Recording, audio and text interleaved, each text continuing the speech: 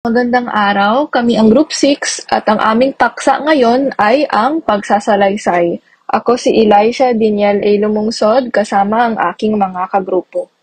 Ang aming talaan ng mga nilalaman ay nabubuo ng una, panimula, pangalawa, katangian, pangatlo, elemento, at ang pang-apat na mga paraan. Ang ating unang paksa ay ang pagsasalaysay. Ang pagsasalaysay ay isang sining na labis na kinagigiliwang gamitin sa pang-araw-araw na pakikipagtalastasan. Ito ay binubuo ng mga pangyayari o karanasan na nagsasabi kung ano ang nangyari, kailan nangyari o sino ang mga sangkot. So, hi guys! So, meron tayong 6 na katangian ng mahusay sa pagsasalaysay. Ano nga ba ito sila? Una, meron tayong maayos at makatawag pansing pamagat o eye catcher. Taglay nito ang pagiging maikli, kawili-wili, kapanapanabik, may misteryo, orihinal, hindi katawa-tawa. Kadalasan yung mga title o pamagat ng pagsasalaysay ay nakabase o nakabatay sa pangalan ng tauhan, pook na pinangyarihan, mahalagang pangyayari sa salaysay at iba pang bahagi ng pagsasalaysay. Pangalawa is yung may kapanapanabik na paksa. Kailangan kasi ang paksa is original, hindi pa ulit-ulit at kapanapanabik para makuha ang atensyon ng mga mambabasa at para sila rin ay magkaroon ng interest dito. Siyempre, sinong hindi magsasawa kung paulit-ulit na lang, diba? Halimbawa, kapag nagpapahayag ka ng salaysay mo, dapat relate yung mga nakikinig sa'yo para hindi rin sila madaling maboard at para magkaroon sila ng interest dito. Pangatlo ay ang mga ginagamit na salita at may sumusuportang detalye. Hindi rin kasi maganda na yung salaysay ay paong hindi katotohanan. Yung tipong yung mga tao hindi na maniniwala dun. Tas dapat yung laman ng paksa is connected pa rin sa impormasyon or sa title na meron. Kasi if hindi, malabong maiintindihan nito ng mga mambabasa or mga nakikinig. Pang-apat ay dapat may tamang pagkasunod-sunod na mga pangyayari. Importante ito para magkaroon ng thrill yung mga audience at ganahan sila makinig or basahin yun. Kasi sino din ang ganahan na yung ginabasa nila is hindi pa nag-abot sa climax pero patapos na agad yung binabasa or pinapakinggan nila.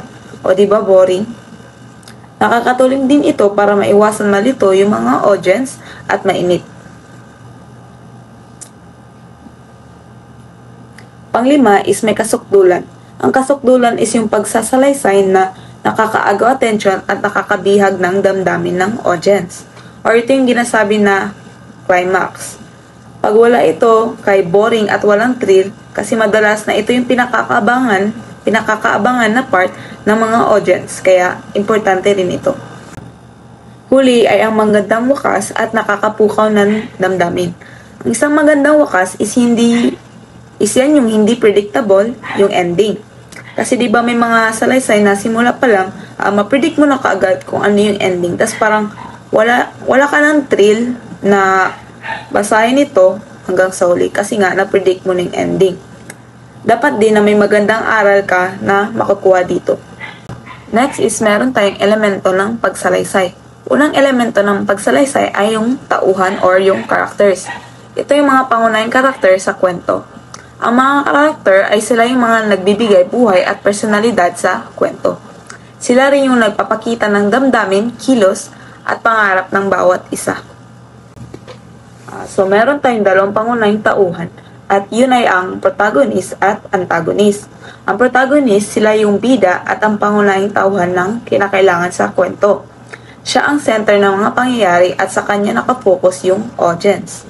Madalas na sa kanya sumusuporta ang mga audience.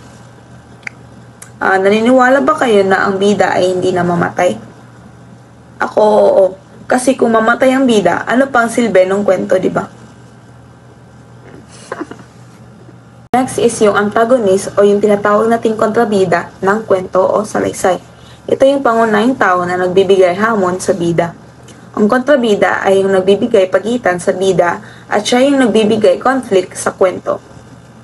Ang antagonist ay sila yung parating may hindi magandang binabalak.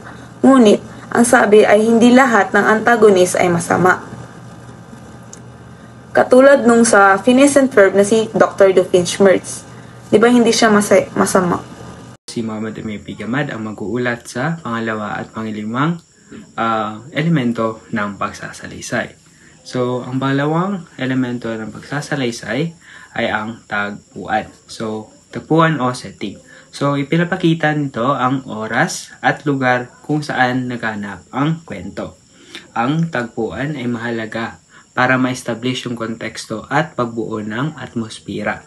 So, kumbaga, sa madaling salita, yung tagpuan, siya yung nagsiset ng mood nung scene na mangyayari. So, ang tagpuan ay may 5 uri. So, una ay ang pook o locational setting, pangalawa, oras o temporal setting, pangatlo, social na kalagayan, pang-apat, klima at panahon or climate and weather, and panglima, ang panloob na kalagayan o psychological setting. So, una ay ang pook o local setting. Ito ay tumutukoy sa konkretong lokasyon o lugar kung saan naganap ang kwento. Halimbawa nito ay syudad, nayon, paaralan, kagubatan o anumang lokasyon na mahalaga sa kwento. So, yun, mahalaga siya sa kwento. So, yung lugar kasi ay malaking impact. May malaki siyang impact pagdating sa pagset ng feeling ng scene or yung mood. For example, yung Barcelona na movie.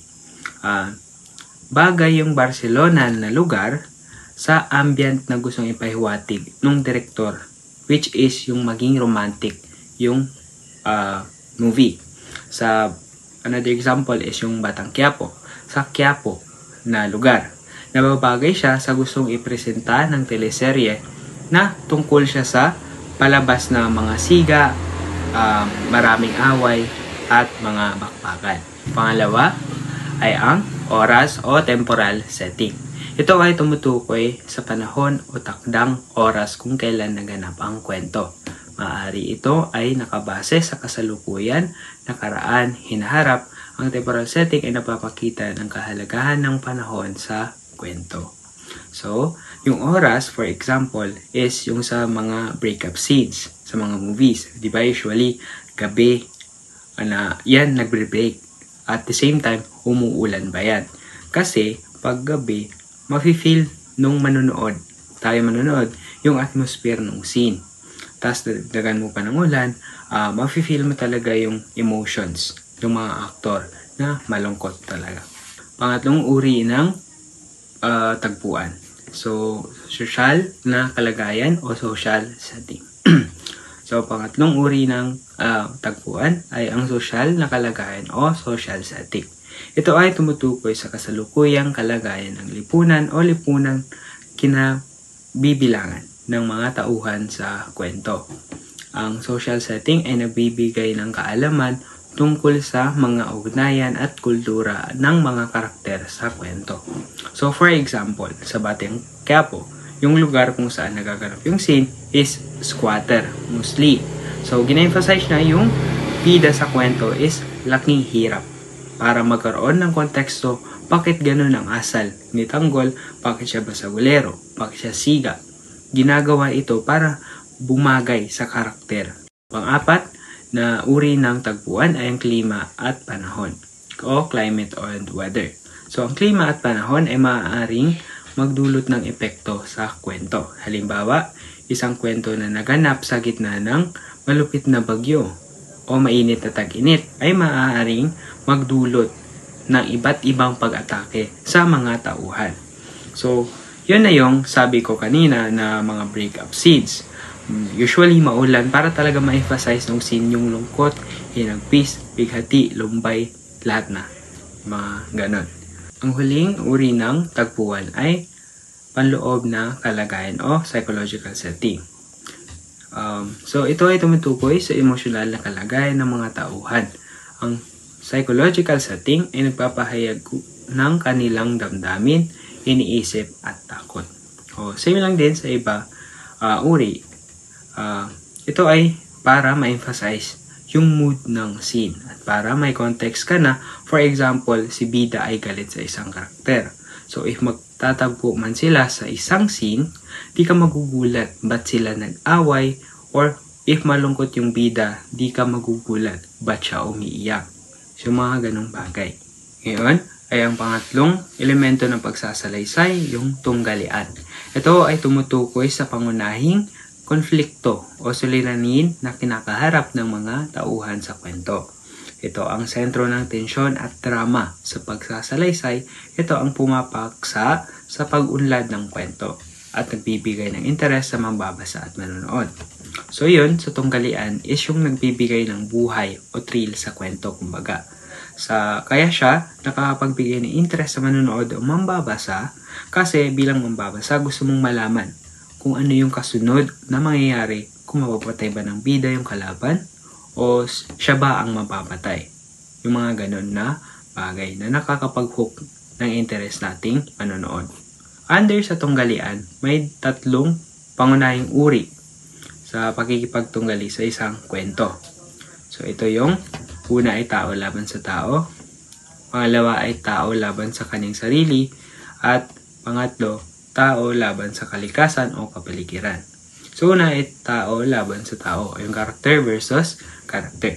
So ito ang uri ng tunggaliang kinakaharap ng isa o higit pang tauhan sa kwento. Maaari itong labanan ng moral, pisikal o emosyonal. Halimbawa, isang kontrabida at isang bida ang nagtunggalian. Yung mga ganun. Pangalawa, yung tao laban sa kanyang sarili or character versus self. So ito yung tunggalian na kinakaharap ng isang tauhan laban sa kanyang sarili, mga emosyon, konsensya o personalidad. Ang karakter ay nag-aalala, nag-atubiling magdesisyon o kinakailangan malunasan ang mga personal na conflict. Halimbawa nito ay tauhan na naglalaban sa kanyang takot o pag-aalinlangan. So, pangatlo ay tao laban sa kalikasan ng kapaligiran o character versus nature or environment. So, ito ay tunggalian kung saan ang karakter ay naghaharap ng mga likas na panganib o kalamidad. Maaaring ito ay isang karakter na sumasikap sa buhay, sa kamundukan, sa gitna ng malakas na bagyo o anumang crisis na dulot ng kalikasan. So, ang pang-apat na elemento ng pagsasalaysay ay ang pangyayari. Ito ay tumutukoy sa pagkakasunod-sunod ng mga kaganapan sa isang kwento o teksto. Ito ay nagbibigay anyo at istruktura sa kwento.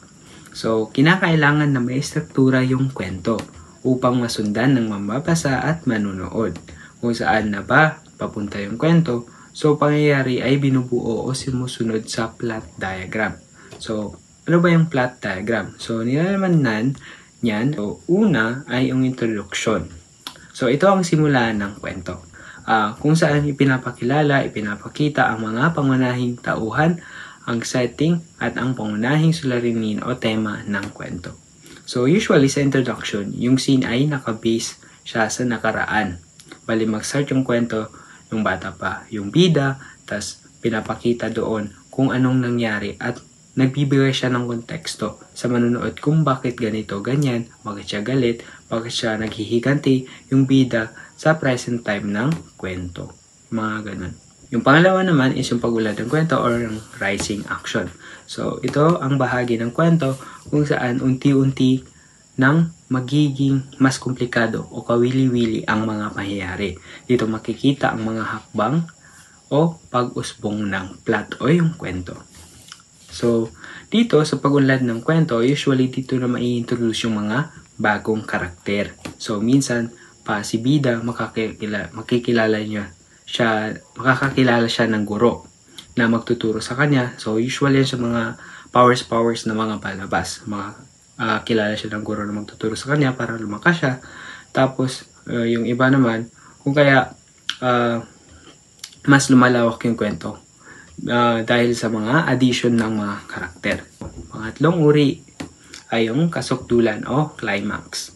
So, ito ang pinakamatinding bahagi ng kwento kung saan nararating ang pinakamataas na tensyon o laban ng pangunahing suliranin. Dito malalaman ang kahihinatnan ng mga tauhan. So, usually sa climax, dito marireveal yung kalaban. So, usual to, example lang.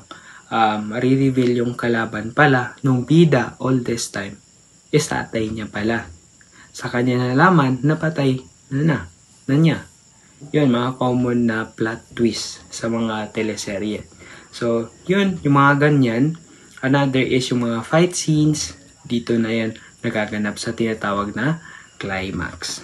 So, pang-apat na uri is yung kakalasan o falling action. Sa bahaging ito, dito ang pagtatapos ng kasuktulan at nagsisimula na magkaroon ng resolusyon ang mga problema sa kwento. Nagkakaroon na ng kahulugan ang mga pangyayari. So yun, kasunod nung napatay niya na yung kalaban. Continuation. Unti-unti nang nagiging mapayapa yung kwento kasi wala na yung pinakakalaban sa kwento nga eh. So wala na masyadong bakbakan. Pang-limang uri ay yung pangsunod pala, hindi siya uri. Pangsunod na mangyayari is yung resolution.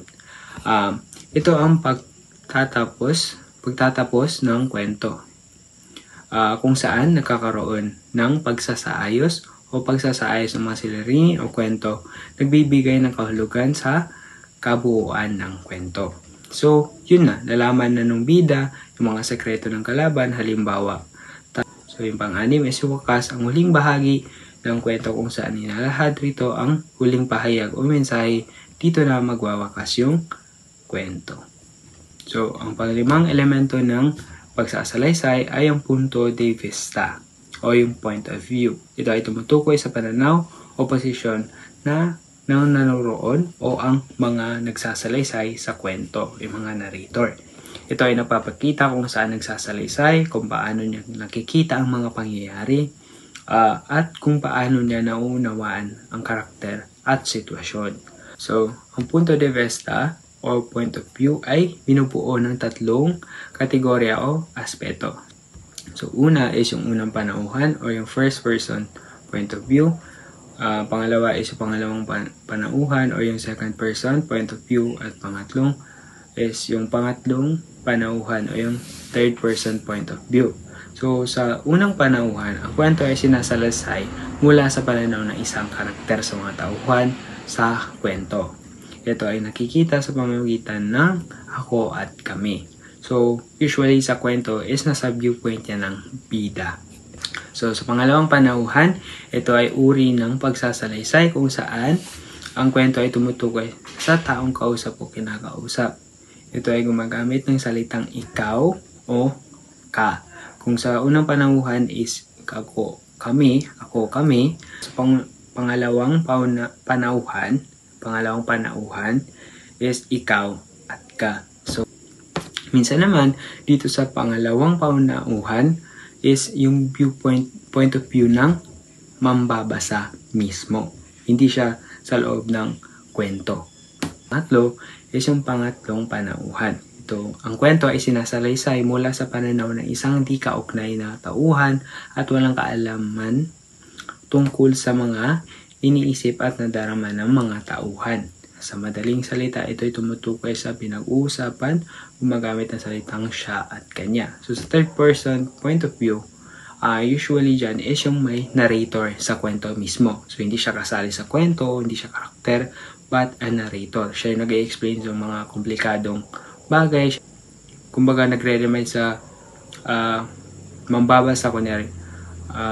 Siya yung nagre-remind ng mga information na dati pa, which is most likely na malilimutan ng mababasa. Especially sa mga Wattpad na patuloy-tuloy yan, and hindi naman sa every chapter is memorized ng isang mambabasa. So, through third person point of view, tumutulong siyang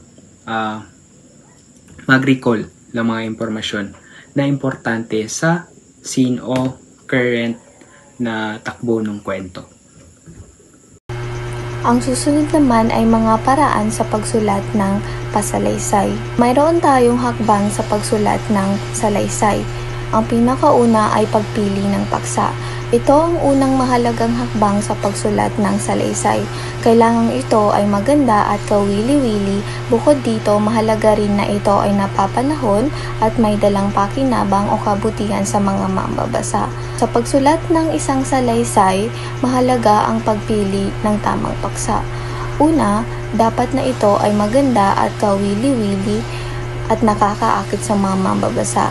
So, So halimbawa, kung isusulat mo ang isang salaysay tungkol sa iyong paglalakbay, mas magiging kawili-wili ito kung mayroon kang kwento ng iyong pakikipagsapalaran sa ibang bansa, tulad ng pagkakaroon ng komunikasyon sa mga taong may ibang wika o kultura o ang pakikisalamuha sa mga di pamilyar na tradisyon at kaugalian o mga di inaasahang karanasan. Pangalawa, dapat na ang iyong paksa ay napapanahon at may kinalaman sa kasalukuyang interes ng iyong mga mambabasa. So halimbawa, kung ang iyong layunin ay sumulat na patungkol sa teknolohiya, mga makabagong teknolohiya, maaaring mas mainam na pagtuunan mo ng pansin ng mga bagong inobasyon o mga usapin sa cybersecurity. So ang halimbawa nito ay yung Apple Vision Pro. Diba, hindi ba pati si Ma'am Rawan ay curious siya sa mga bagong teknolohiya katulad na lang ng Apple Vision Pro. Katulad na lang ng kung ano nga ba yung nakikita sa loob ng VR. Ang ganitong topic ay nakakainganyo at nakakapuko ng atensyon at interes kasi napapanahon siya at makabago and wala masyadong may alam sa teknolohiya na ito. Higit sa lahat, mahalaga rin na ang iyong paksa ay may dalang pakinabang o kabutihan sa mga mambabasa. So, ang ibig sabihin nito, dapat na ang iyong salaysay, dapat na ito ay may saysay o aral na maaaring matutunan ang iyong mambabasa mula sa iyong salaysay.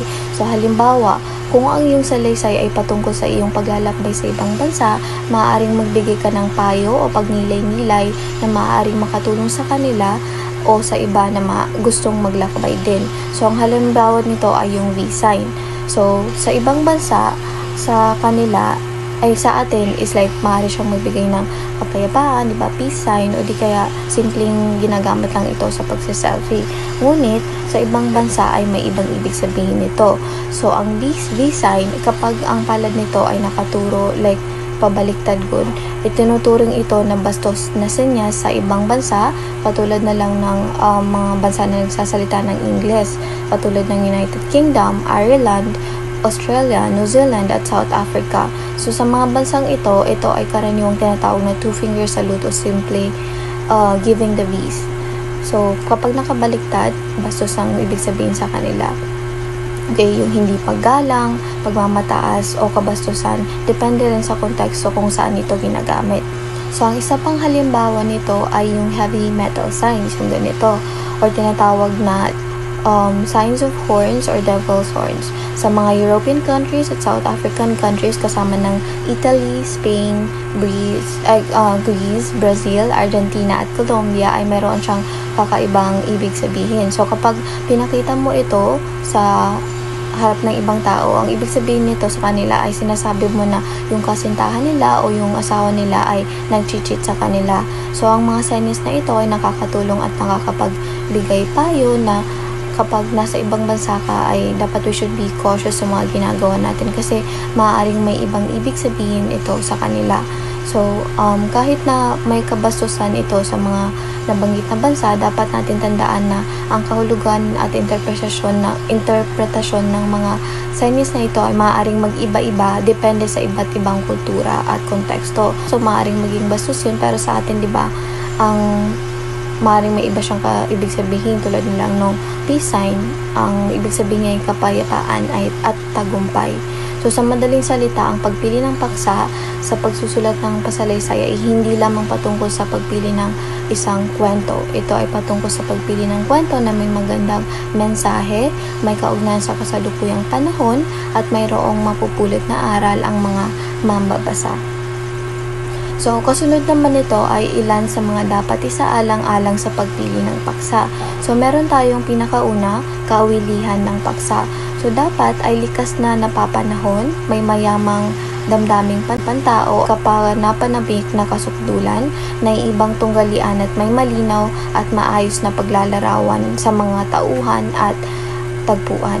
So, ang halimbawa nito ay ang isang likas na napapanahon na paksa na ang usapin ng climate change, diba? Maaari kang magsulat ng isang salaysay na naglalarawan ng mga epekto sa pagbabago ng klima sa iba't ibang bahagi ng mundo, kung paano ito nakakaapekto sa buhay ng mga tao at ang mga hakbang na maaaring gawin upang maiwasan ang mga malalang pagbabago nito.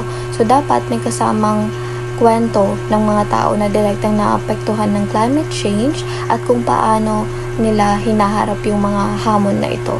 Ikalawa naman ay sapat na kagamitan. So, sa sapat na kagamitan, mga datos lang ito na pagkukunan ng impormasyon. So, ang kagamitan dito ay hindi yung literal na kagamitan. Tumutukoy ito sa datos, impormasyon at iba pang sanggunian na maaaring gamitin upang suportahan yung mga argumento or kwento mo sa iyong salaysay. So, ito ang material na maaari mong gamitin sa pagsulat upang mapalakas yung salaysay at gawing mas epektibo yung mensahe mo. Halimbawa, kung isusulat mo ang isang salaysay tungkol sa kasaysayan ng ibang lugar, maaari kang gumamit ng mga datos mula sa aklat o di kaya dokumento ng pamahalaan o mga interviews, di ba, na maaaring nagaling sa eksperto upang suportahan yung mga pahayag na nakalagay sa salaysay mo. So, kailangan magkaroon ng sapat na impormasyon upang maging credible yung salaysay mo. Ang ito naman ay kakayahang pansarili. So, ang pagpili ng paksa ay naayon din sa kahusayan at hilig ng manunulat. Kung ikaw ay isang mahusay na manunulat na may kathang-isip, maaaring mong piliin yung paksa na mas nasasalamin yung kakayahan mo sa pagsulat ng mga kathang-isip na kwento. Halimbawa, di ba, maaari kang magsulat ng isang salaysay patungkol sa isang kakaibang karanasan sa isang alternatibong realidad na iyong binuo, di ba? Ang ika-apat naman ay tiyak na panahon o pook. So, ang kagandahan ng isang kwento ay nakasalalay din sa malinaw at masining na paglalarawan ng panahon at pook na pinangyarihan nito. Kaya mahalagang iwasan ang labis na paghaba ng panahong sakop ng salaysay at na yung pagbanggit ng napakaraming pook na pinapangyarihan ng salaysay mo. So, kung yung salaysay ay tungkol sa yung paglalakbay, mahalaga na maipaliwanag mo ng mabuti at ang panahon at pook na pinangyarihan ng mga pangyayari. So, halimbawa nito ay kung ang kwento mo ay tungkol sa isang pagsasakripisyo sa gitna ng gyera, dapat mong ilahad yung malinaw kung ano yung panahon at lugar ito na kung saan ito naganap upang maunawaan ng mga mambabasa ang konteksto ng kwento mo. So, ang ikalima ay kilalanin ang mambabasa. So, sumusulat naman diba ang mga tao hindi lamang para sa kanyang pansariling kasiyahan at pakinabang kundi para sa mga mambabasa. So, kung yung mga mambabasa ay mga kabataan, maaari mong dapat iangkop mo yung pipiliin mo na paksa na may kinalaman sa kanilang issue at interes tulad ng edukasyon, teknolohiya o di kaya kultura. So, halimbawa, maaari kang magsulat ng isang salaysay patungkol sa kahalagahan ng pag-aaral ng STEM, di ba? Science, Technology, Engineering at Mathematics. So, sa modernong lipunan kasi di ba, upang makapagbigay ka ng inspirasyon sa mga kabataan na magkaroon ng interes sa mga larangang ito, pwede rin yung ibang strands, di ba? So, ang ikalawa naman ay pagsusuri ng paksa. So, sa diwa, yan yung mensahe na ipinapatid ng salaysay, ang pagbuo ng tauhan, di ba? So, yan yung essence or spirit mismo ng salaysay mo. Ang diwa ay isang, di ba, salitang Pilipino na tumutukoy sa pangunahing ideya o mensahe ng isang kwento o salaysay. So, ito yung pinaka mahalagang konsepto na nais iparating ng mga may akda sa kanyang mga mamabasa. So, sa pamamagitan ng diwa, na ipapahayag mo yung kabuluhan at layunin ng salaysay mo. So, halimbawa, sa isang kwento tungkol sa pag-ibig at pagtitiwala, ang diwa ay maaaring magpahiwatig ng kahalagahan ng tunay na pagmamahal at tiwala sa isa't isa, diba? So, sa kwentong may temang pagsubok naman at tagumpay, ang diwa ay maaaring magpahayag ng determinasyon at pag-asa sa gitna ng mga pagsubok. So, meron naman tayo ditong pananaw o paningin. So, ito naman yung anggulo ng pagsalaysay mo. Ang pagsasalaysay mula sa unang panauhan ay nagsasaad ng personal na karanasan. So, samantalang sa ikalawang panauhan at ikatlong panauhan naman ay mula sa labas ng pangyayari. So, halimbawa, salaysay na may unang panauhan, maaari mong gamitin na yung salitang ako bilang panghalip, diba? So, ang halimbawa, ako ay tumahak ng mahabang daan patungo sa pagtupad ng aking mga pangarap, ganun. So, halimbawa, sa ikalawang panauhan naman, ay yan yung tumutukoy sa taong iyong kinakausap o kausap mo. So, maaari mong gamitin yung ikaw, ka, kayo. Halimbawa nito ay ikaw ay iniibig ng lahat, hindi kaya nakita kita sa tapat ng mall. So, yun yung ikalawang panauhan. Ikatlong panauhan naman ang panghalip na siya, di ba? So, maaari mo siyang gamitin. Halimbawa, siya ang bida ng kwento ng isang tao na lumalaban sa pagsubok. Ang pangatlo sa mga paraan sa pagsulat ng pagsasalaysay ay ang pagpili ng detalye. Ang pagpili ng detalye ay may dalawang uri. Ang una ay naaayon ito sa kaukulan, kahalagahan at sa layunin. Ang pangalawa naman ay kaangkupan sa mambabasa or relevant sa reader. Pang-apat ay ang pagpili ng simula at wakas. Simulan sa paraang makakahikayat sa interes ng mambabasa at iwasan ang masalimuot na pangwakas.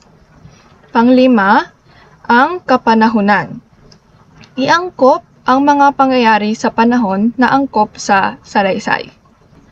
Susunod ang mga anyo ng salaysay. Una ay ang maikling kwento na popular sa mga kabataan. Ito ay nagdudulot ng isang kakintal sa isip ng mga mambabasa sa pamamagitan ng paglalahad ng Ito ay nagdudulot ng isang kakintal sa isip ng mga mambabasa sa pamamagitan ng paglalahad ng mahahalagang pangyayari sa buhay ng tauhan. Pangalawa, ang tulang pasalaysay. Ito ay patulang pasalaysay ng mga pangyayari na gumagamit ng pananalitang matalinhaga. Pangatlo, ang dulang pandulaan. Binibigyan diin dito ang bawat kilos ng mga tauhan, ang kanilang panlabas na kaanyuan, kasama na rito ang kanilang pananamit, ayos ng buhok, at mga gagamiting kagamitan sa bawat tagpuan. Ang kwentong ito ay isulat upang itanghal o i-perform. Pang-apat ay ang nobela. Ang nobela ay nahati sa mga kabanata o chapter na punong-puno ng mga masalimuot na pangyayari. Panglima, ang anekdota. Ang anekdota ay pagsasalaysay batay sa tunay na pangyayari. Pangsyam, ang alamat. Ang alamat ay tungkol sa pinagmulan ng isang bagay o anuman sa paligid. Pangpito, ang talambuhay o talaan ng buhay. Ito ay pangyayaring nagaganap sa buhay ng isang tao mula simula hanggang kamatayan. Pangwalo ay ang kasaysayan. Ito ay pagsasalaysay ng mahalagang pangyayaring naganap sa isang tao, puok o bansa. Pangsiyam ay ang tala ng paglalakbay o travelogue. Ito ay pagsasalaysay ng isang pakikipagsapalaran, pagbibiyahe, o paglalakbay sa isang lugar. Ayun lamang ang aming paksa sa Filipino. Maraming salamat sa pakikinig.